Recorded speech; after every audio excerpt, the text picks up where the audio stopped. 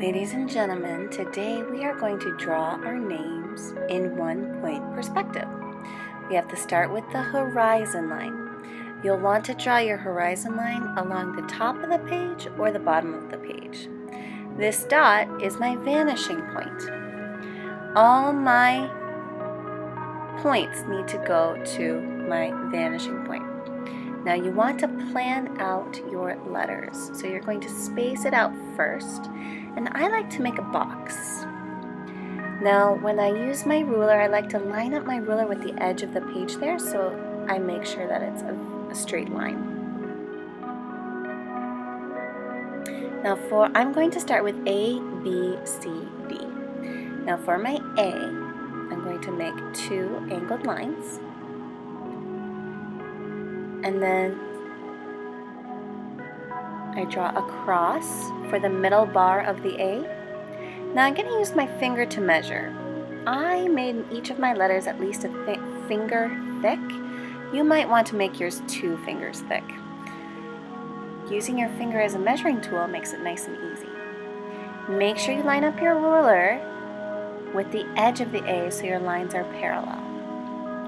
Now, I like to draw the top of my A and the legs of my A using that same line so they are also parallel. Now when you make your name, you'll want your letters to be pretty close together. So keep them nice and snug and about the same size. So my A was almost 3 inches, so my B is going to be a little less than 3 inches. But I make a mark there.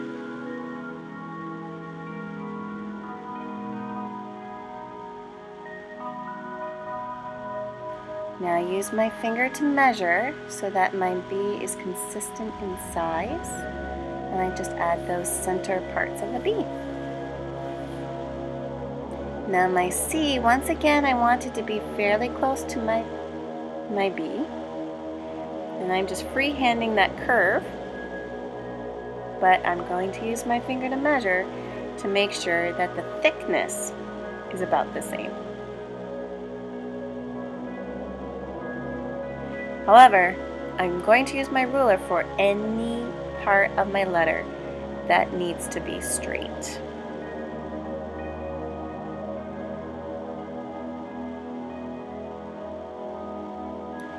Last, I make my D, a nice straight line right next to my C. Make sure they're all about even in size, so I use my fingers to measure.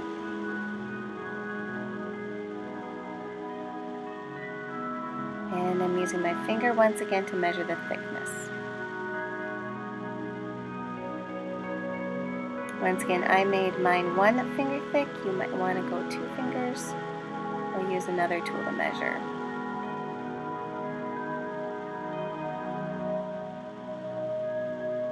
Here are my letters.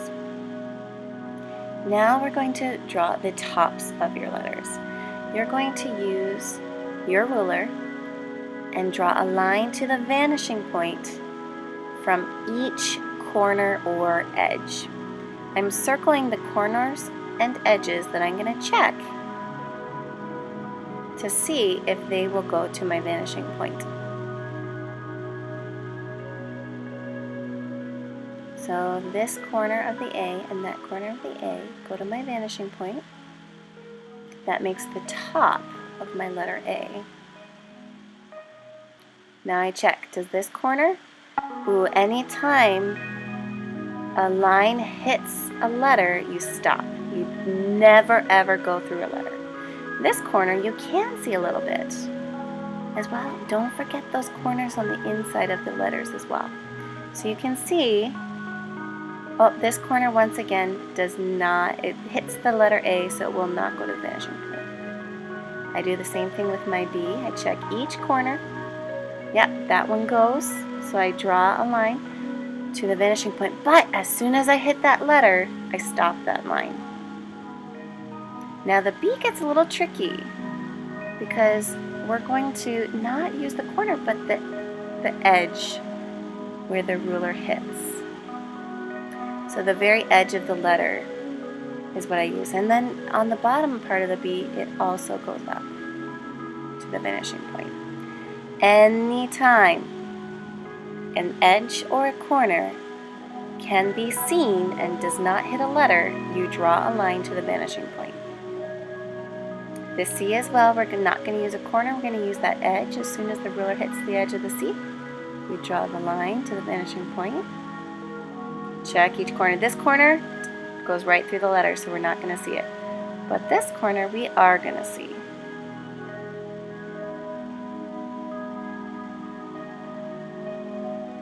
Checking each corner of that letter.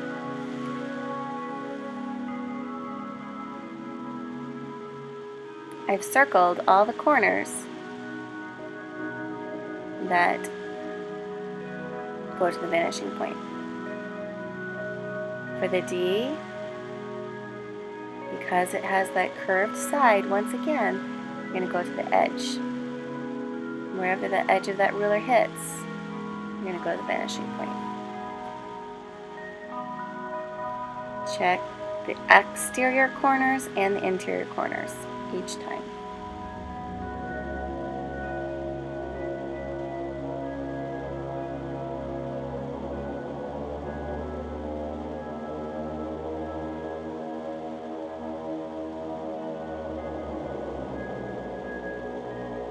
Those are the tops of my letters, those are the interiors of and sides of my letters. Now I'm going to just cut off all the tops and erase all the extra lines. I have a lot of extra lines.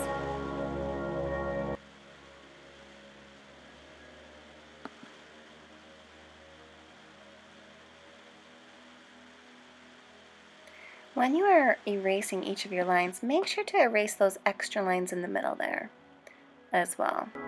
Right now I'm labeling the tops of each of my letters. So each of those are the tops. These are the sides of my letters. Whatever is on the front has to match on the back. So we've got the extra line there. I'm just erasing these extra lines. Don't let those lines confuse you. I'm getting rid of that original box that I made. It can be helpful to erase the lines from your original box.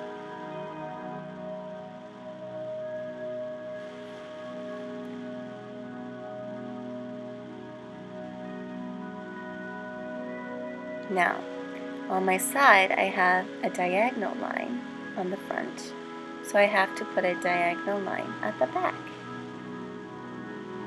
Now I have to do the same thing for the B, but for the B, the top has a curved line. So if the top has a curved line, the back of the top also has to have a curved line. I have to follow my lines. Now, this is where it can get a little tricky. For the bottom part of my B, I need to measure how big the top is, and then cut off that B at about the same distance on the side. So it gets that curved line. It's a little bit hard to tell in this picture. The ones on the inside, you don't touch. Now the top of my C has a curve, so the back of my top also has to have a curve. Match the back of the letter to the front of the letter. This is the bottom that you're going to color.